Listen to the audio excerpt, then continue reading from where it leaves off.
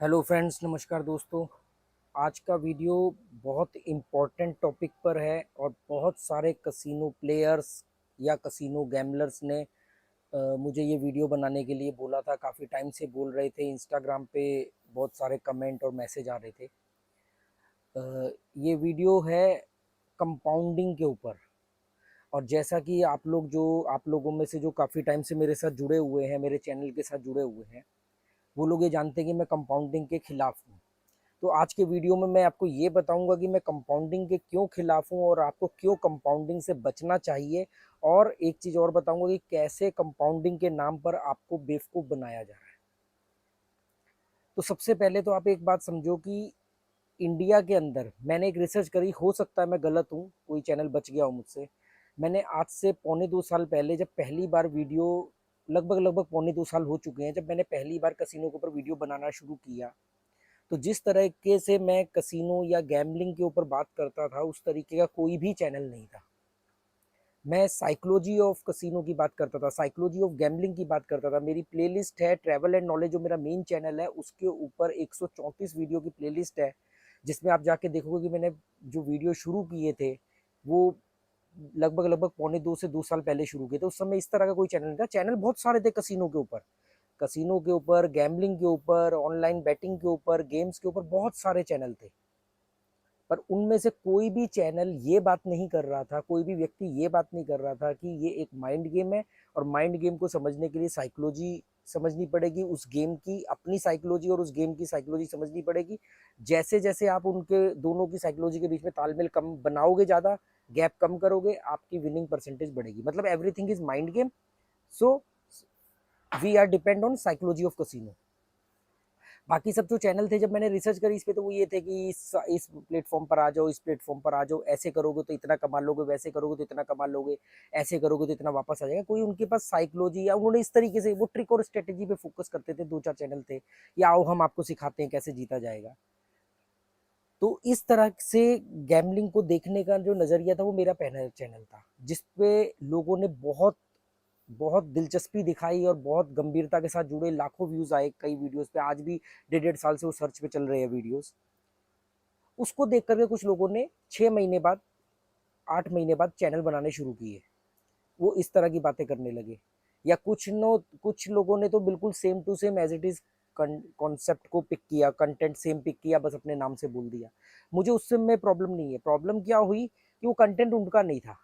मेरे पास तो रिसर्च थी, मैं 5 साल से कसिनो से जुड़ा हुआ था। मैंने बहुत सारे सैकड़ों हजारों गैम्बलर के साथ बात करी, कैसे वो बर्बाद हुए, कैसे मैंने अपना लॉस किया, कैसे मैंने अपना लॉस रिकवर किया। मेरे पास अपना एक एक्सपीरियंस था, अपने टूल थे, गलत हो सकते किसी के हिसाब से, पर मेरा अपना कंटेंट था। अब हुआ ये कि उन लोगों ने फिर धीरे धीरे इंटरनेट पे ऑनलाइन कंपनियां बहुत आने लगी, बहुत ज़्यादा आने लगी। छोटे छोटे ऐप बन गए, 4 लोगों ने मिलकर कोई ऐप बना लिया गैमलिंग का, किसी ने कुछ बना लिया, और खूब पैसा छापने लगे। इन लोगों ने और गैमलर्स को फंसाने के लिए एक एफिलेट प्रोग्राम शुरू किया कि आप लोगों में से कोई भी आएगा, इस पे अपना रजिस्ट्रेशन करो और अपने जैसे और लोगों को लेके आओगे। वो जैसे जैसे यहाँ पे डिपॉजिट करेंगे तो हम आपको उसका कुछ परसेंटेज कमीशन देंगे। फिर उन्होंने बोला डिपॉजिट पे नहीं, हारने पर हम ज़्यादा पे देंगे। ऐसे करके एक सिस्टम चला। तो अब क्या होता है, कोई भी आदमी आता है, एक चैनल बनाता है, उसके थोड़े उसे सब्सक्राइबर हो जाते हैं, वो कहता है जी इस चैनल पर चले जाओ, ये मेरा प्रोमो कोड है, ठीक है।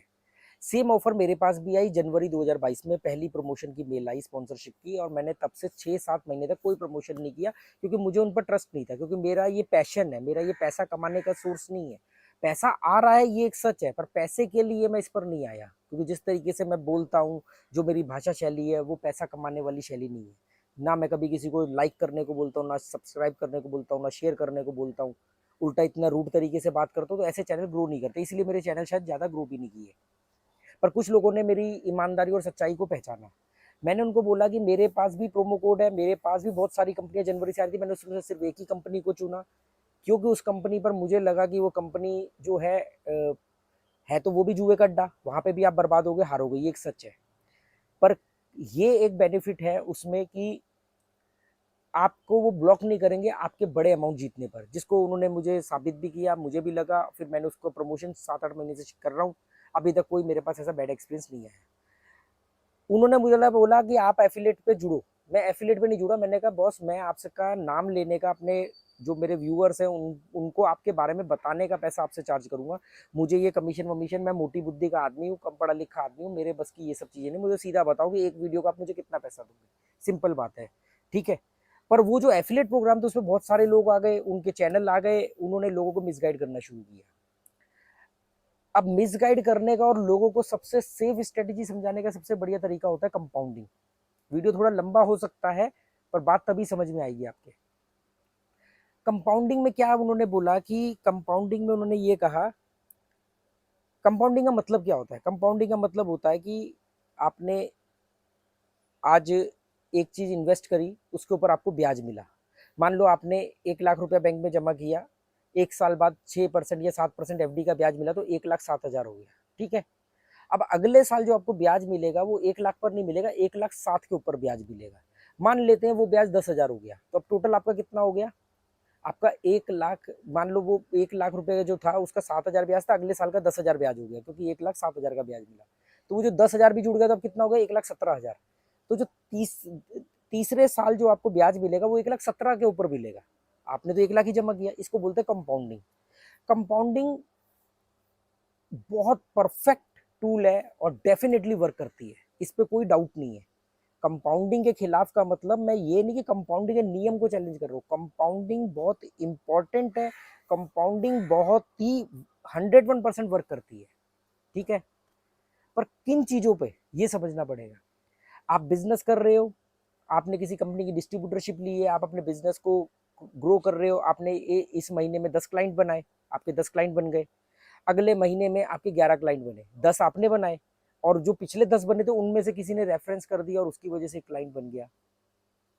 एक मिनट रुकना, कोई फॉरेनर आ गया था गलती से एड्रेस पूछने, उसको पिछली वाली गली में जाना था तो वो आ गया, तो मुझे इसलिए वीडियो बीच में रुकना पड़ गया।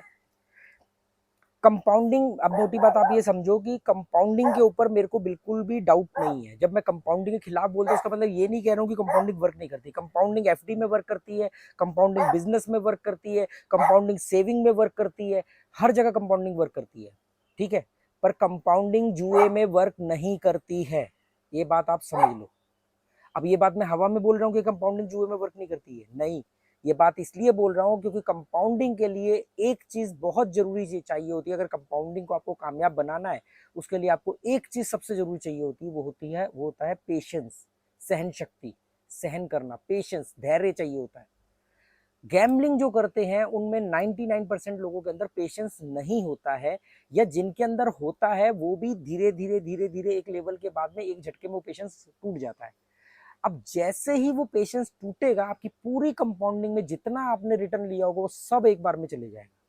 इसको मैं अभी आपको डिटेल में समझाता हूँ। देखो क्या होता है, बिजनेस में, एफडी में, सेविंग में, हर जगह कंपाउंडिंग काम करेगी। इवन मूर्ख से अकलमंद बनने में भी कंपाउंडिंग बात करेगी, काम करेगी। आपने आज एक बात सीखी, कल आपने एक बात सीखी, परसों आपने एक बात सीखी, 30 दिन में आपने 30 बातें सीखी, तो अगले 30 दिन में आप 30 बात नहीं सीखोगे, अगले 30 दिन में आप 40 बात सीखोगे। पिछली 30 बातों से भी तो कुछ नया सीखोगे ना।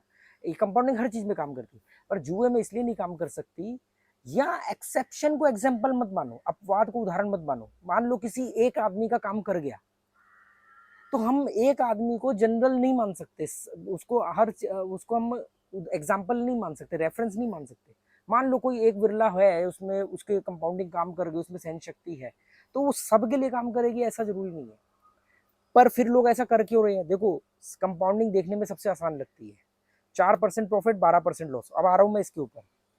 जैसे आपको ये कहा गया कि आप 10,000 रुपये लेके बैठो, या 1 लाख रुपए लेके बैठो, या 1,000 रुपये लेके बैठो, सिंपल बात, बड़ा आसान लगता है। अब अगर आपको ये कहा जाए कि सिर्फ 4% ही तो प्रॉफिट बनाना है, 100% गैम्बलर को लगे अरे ये तो बड़ा आसान है, ये तो मेरा चुटकियों का गेम है। वो क्या करेगा, 1 लाख रुपए जमा करेगा, या 1,000 जमा करेगा, या 10,000, जिसकी जो हैसियत है वो उतनी जमा करेगा। वो कहते हैं 4% मुनाफा और 12% लॉस पे रुकना है। 4% से ऊपर मुनाफा नहीं लेना है, 12% से नीचे का लॉस नहीं लेना है। अब आप एक ठंडे दिमाग से शांत होकर के समझने की कोशिश करो, अगर आप समझना चाहते हो, नहीं तो आपकी बर्बादी की जिम्मेदार आप हो।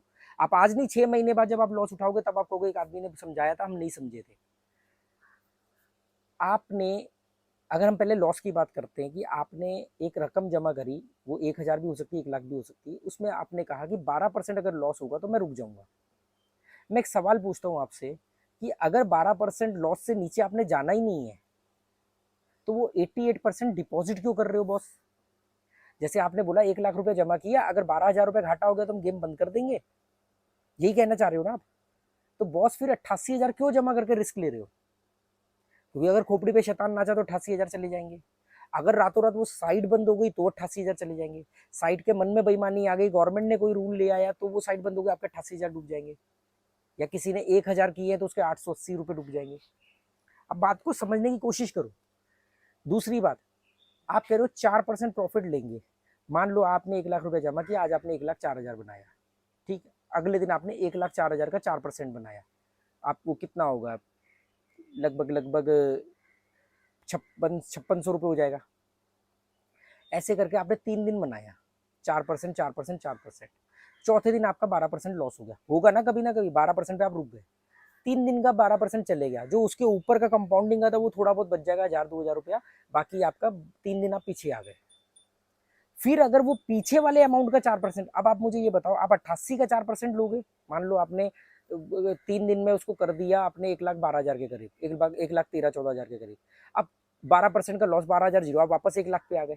अब 1 लाख से आप फिर 4,000 करके शुरू करोगे। अब आप मुझे ये बताओ कि ये चीजें बिजनेस और सेविंग में इसलिए कामयाब हो जाती है कंपाउंडिंग, क्योंकि उसमें घाटा नहीं होता है। एफडी में ब्याज बढ़ेगा, चक्रवर्ती ब्याज बढ़ेगा, पर लॉस नहीं होता है। सेविंग में आप थोड़ा थोड़ा जमा कर रहे हो, म्यूचुअल फंड में आप थोड़ा थोड़ा जमा कर रहे हो, वहां कंपाउंडिंग क्योंकि बढ़ेगा, यहां पर घटने का भी चांस है। सुनने में बहुत अच्छा लगता है, पर जब ये अब चलो मान लेते हैं कि मैं कुछ चीज समझने में गलती कर रहा हूँ, बड़ा घटा, पर ओवरऑल आपका पैसा बढ़ रहा है। बॉस वो 100 दिन के बात कर रहे हैं, 100 दिन का मतलब होता है 3 महीने 10 दिन। अब 3 महीने तक बड़ा घटा करके इतना पेशेंस कितने लोग रख लाएंगे? 95% लोग नहीं रख सकते, 98% लोग नहीं रख सकते। तो वो लोग क्या करेंगे? वो कहेंगे यार जब इतने दिन में इतना पैसा बढ़ गया, चल थोड़ा सा रिस्क लेते हैं, बड़े हुए का ही लेते हैं। अब बड़ा हुआ थोड़ा सा कम हो गया, अब वो फ्रस्ट्रेशन जन्म लेगी, यार मैंने तो बैठे बैठे पंगा ले लिया, पैसे घटा दिए, चलो एक काम करते हैं, जितने थे उतने करके छोड़ दूंगा। वो फिर और थोड़ा ट्राई करते हैं, ऐसे करके खोपड़ी पे शैतान नाचता है, आपका लालच आपको मरवाता है और आप इसमें नीचे आ जाते हैं। बहुत सारे लोगों ने मुझे कहा कि हमने भी कंपाउंडिंग के चक्कर में अपना बहुत लॉस उठाया है, और आपकी बात बिल्कुल सही है। जो आज जोश में आ रहे हैं ना, उनको 6 महीने बाद 3 महीने बाद मालूम पड़ेगा। आजकल कई लोग हैं जिनके 100 सब्सक्राइबर भी नहीं है, वो भी कागज पेन लेकर के लोगों को कंपाउंडिंग समझा रहे होते हैं और अपने प्रोमो कोड से बोल रहे थे, क्योंकि आप जितना लॉस उठाओगे उनको कमीशन मिलेगी। मैं सिंपल सा डेडिकेटेड वीडियो बनाता हूँ, एक वीडियो में उस कंपनी का नाम लेने का पैसा लेता हूँ। मेरे प्रोमो कोड से आपको कोई फायदा नहीं होने वाला।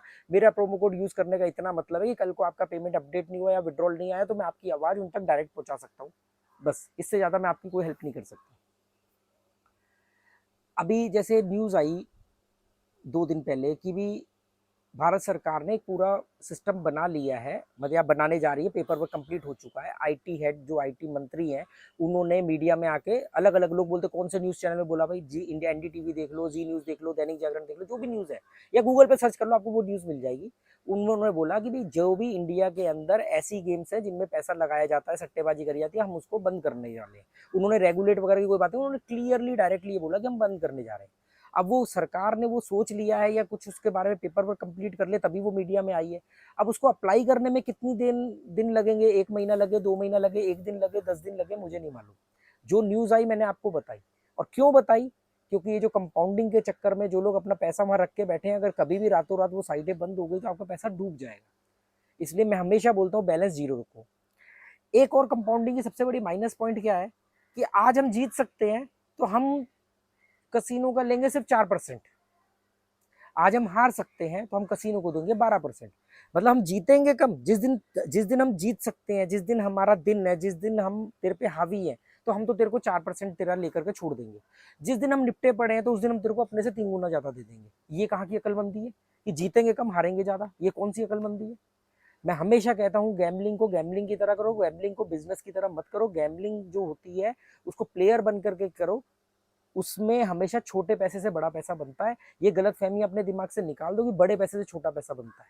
वो आसान दिखता है, तभी तो कसिनो फल फूल रहे हैं, तभी तो जुए के अड्डे फल फूल रहे हैं, तभी तो आप लोग बर्बाद हो रहे हो।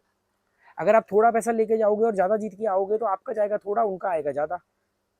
आप ज़्यादा लेके जा रहे हो कि थोड़ा आएगा, आएगा बिल्कुल 10 में से 8 बार आएगा, 10 में से 9 बार आएगा, पर एक बार भी नहीं आया तो आपका सारा चले जाएगा। इससे ज़्यादा डिटेल में मैं आपको नहीं समझा सकता, और भी ऐसे कई पॉइंट्स हैं, आने वाले वीडियो बताऊंगा, एक ही वीडियो में बताऊंगा, बहुत लंबा हो जाएगा। कंपाउंडिंग से बच के रहना, ये 4% 12% ये सब बेवकूफ़ी वाली बातें हैं। अपना 4% लेके बैठो, दूसरे का 12% लेके आओ, 3 दिन नहीं भी लाओगे, चौथे दिन लाओगे तो भी आप इक्वल पे रहोगे। आपका खोने का डर कम रहेगा, जीतने का डर आने का ज़्यादा रहेगा। तो उम्मीद करता हूँ कि आप ये बात को समझोगे, और नहीं समझ में आए तो भी कोई बात नहीं, बकवास वीडियो समझ के निकल जाना, मैं अपना काम करता रहूँगा। Okay, good bye, thank you.